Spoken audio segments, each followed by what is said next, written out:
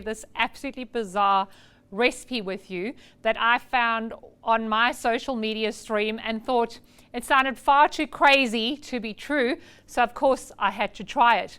So if you've ever wanted a gluten-free, carb-free bread for breakfast, something quick and easy, this is going to be your new favorite recipe.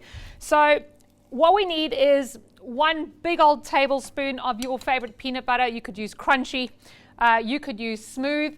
We are then also going to need 1 egg, and just crack it in there.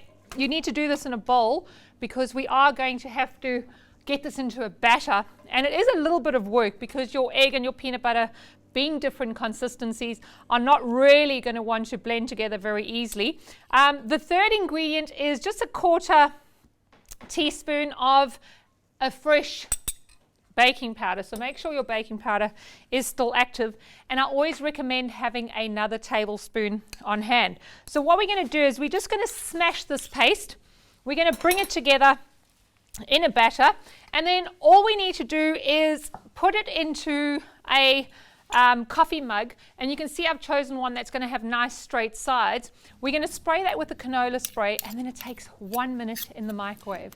It truly is crazy. So this is just about perfect. It's come together. There's no big blobs of the peanut butter left over, and it's really starting to look like a smooth batter. So all we need to do then is spray our coffee cup, okay, and it must be obviously microwave proof, and then you can see that lovely batter that we have. And like I said, I know it's a little bit bizarre, but you are going to love this, and it's lots of fun and very economical as well.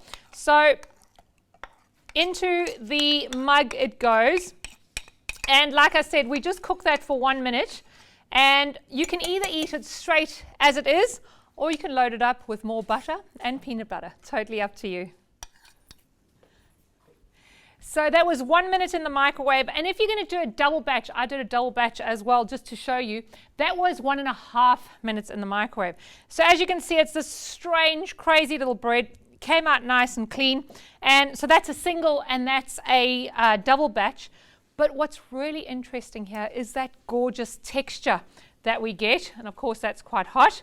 So you can either slice it, it's really nice and soft, toast it, or just have it like it is. Please try this, guys. I think you'll love it as much as I do.